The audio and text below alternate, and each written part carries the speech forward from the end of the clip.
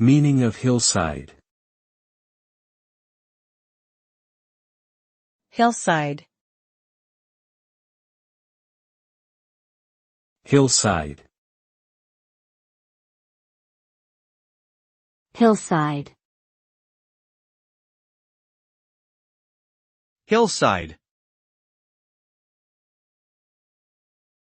The word hillside typically refers to the sloping side of a hill or mountain.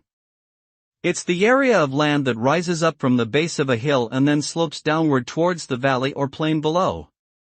The hillside can be covered in vegetation such as trees, shrubs, and grasses, or it can be rocky and barren.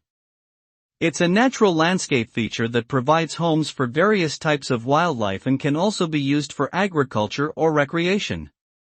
Hillside landscapes are often featured in paintings, photographs, and other forms of art due to their natural beauty and appeal.